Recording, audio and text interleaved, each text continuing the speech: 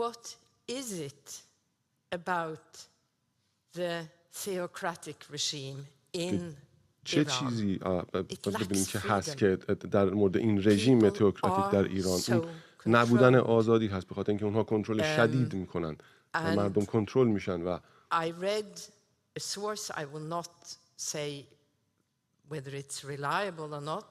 من خوندم، نمیتونم حالا که اون تایید شده یا نه، ولی خب 20% جامعه این رژیم رو حمایت میکنن و 80% چیز دیگه ای رو میخوان. و خب دموکراسی همیشه در مرکز این جنبش بوده. نرگس محمدی مثل بقیه کنشگرها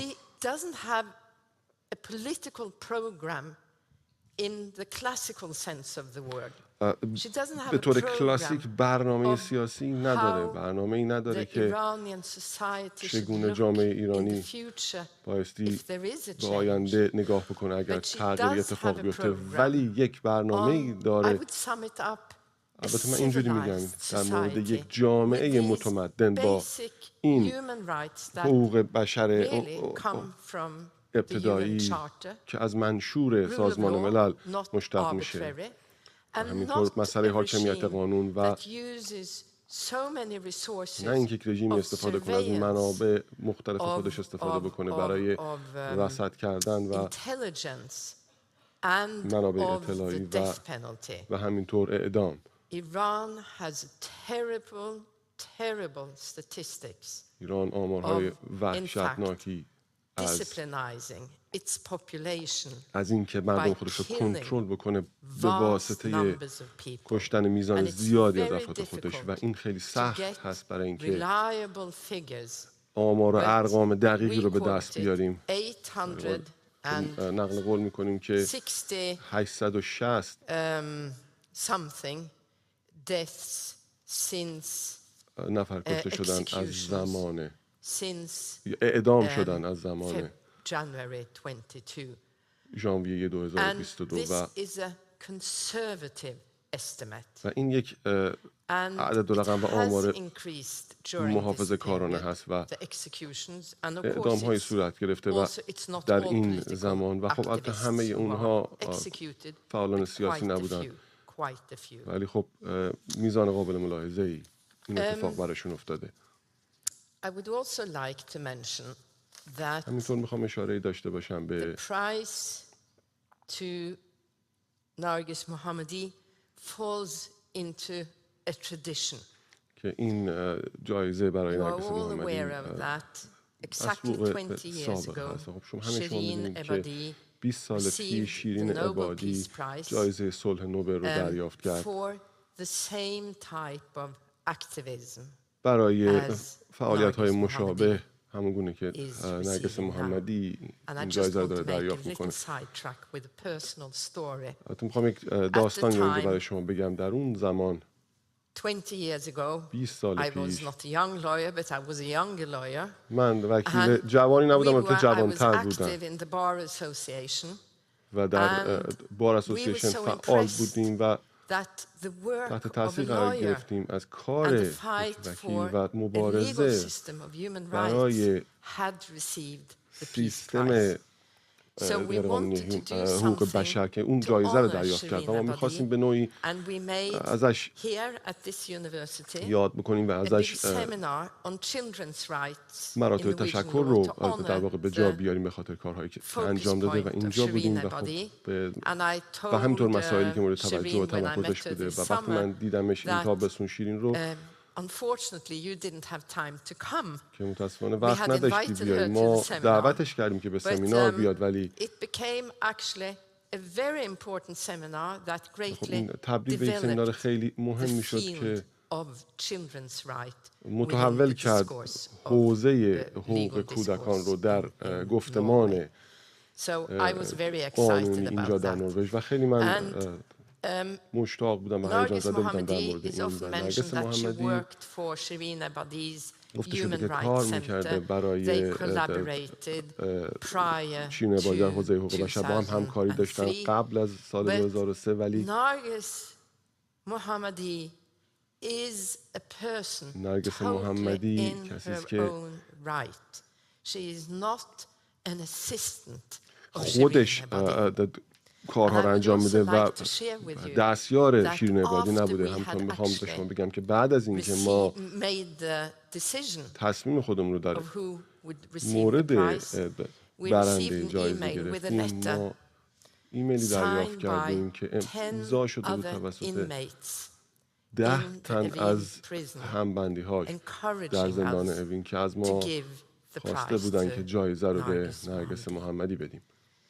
She has obviously a support and standing also by her previous mentor, اون البته Shirin Ebadi. حمایت شیرین عبادی رو هم And then برخوردار هست. people have been asking me و خیلی از من during the پرسیدن interviews yesterday, در خلال مصاحبه who ها is دیروز this که prize really for? این جایزه واقعا برای چه کسی For است؟ Shirin and no for Nargis Mohammadi. این برای But نرگس it محمدی is است of ولی course for مسلماً the whole movement برای that she کل represents. جنبشی است که اون It نمایندگی is میکنه. for women all برای over the world زنان در سراسر جهان living هست که in conditions در شرایطی where they زندگی are میکنن که discriminated, where they تبعیض are علیه اونها اعمال persecuted. میشه، اونها And محاکمه then many میشوند و people خیلی ask, ها but why didn't you میگن consider چرا women in شما Afghanistan? زنان افغانستان رو Isn't در the نظر situation نگرفتن؟ even worse for آیا them? شرایط اونجا بدتر نیست برای اونها؟ Maybe it is. شاید اینطوری باشه. But the task of the Nobel Committee ولی is وظیفه not کمیته to نوبل این نیست که identify شناسایی بکنه places where people مکانهایی suffer رو که the مردم most. دارن بیشتر رنج Our میکشن. task is to کار ما و هدف ما این identify هست که شناسایی the بکنیم person or the persons شخص who یا have اشخاصی رو که contributed most to peace in the past year. در سال گذشته بیشترین And تلاش و همکاری و کمک ها We رو saw برای صلح that داشتن و there's no comparable leadership خب and ما track record هیچ than of سابقه Shirin یا نقش Ebadi رهبری standing up for women رو and ندیدیم human مانند rights. شیرین عبادی برای ایستادن در راه حقوق I بشر. will soon close. خب من به زودی But صحبت‌های خودم رو به پایان There's two میبرم، things I have to tell ولی you دو before I تا finish. موضوع هست قبل از اینکه What تموم is بکنم the صحبتام connection رو. between peace and رابطه میان fighting صلح for و مبارزه women برای زنان and human rights و حقوق and بشر basic democracy و standards? استانداردهای ابتدایی و اساسی Well, دموکراسی look چیست؟ at Iran. نگاه کنید به Since ایران از زمان 1979 به این طرف، when the theocratic regime زمانی took که over, این رژیم به it's been قدرت a رسید، conflict-ridden country. مناقشه و منازعه در Uprisings کشور وجود have داشته، repeated itself in خیزش ها intervals. دائما خودشون تکرار شدن و Because اتفاق in افتادن، any society, چرا که در هر if جامعه ای you اگر discriminate a large part of the population تبعیض قائل بشید علیه یک میزان and زیادی strip از them جامعه و of اونها رو citizens' rights, از حقوق شهروندی خودشون make them second-class محروم citizens, بکنید و اونها رو شهروند it is a درجه دو source of بکنید، این conflict. خودش ایجاد People منازعه don't و مناقشه accept میکنه that. و مردم این رو People want to be نمیپذیرن. free.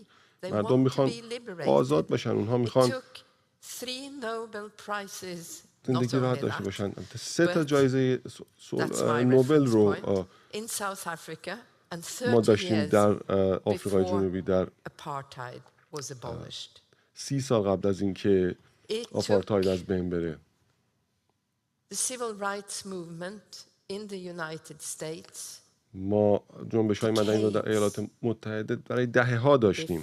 if ever before the discrimination between the white and black population was improved. تا زمانی که شرایط در میان حق سیاهان و سفیدپوستان بهبود پیدا کرد اونجا، خب گروه‌های قومی، جنسیتی علیهشون تبعیض ایجاد میشه و as dignified human beings according to the UN Charter. باعث میشه که به سمت بریم که ببینید عزت انسانی بایستی بر اساس منشور سازمان ملل بهش احترام گذاشته بشه و این رو ما با جایزه‌های مختلف در خلال این سالها بهش پرداخته ایم.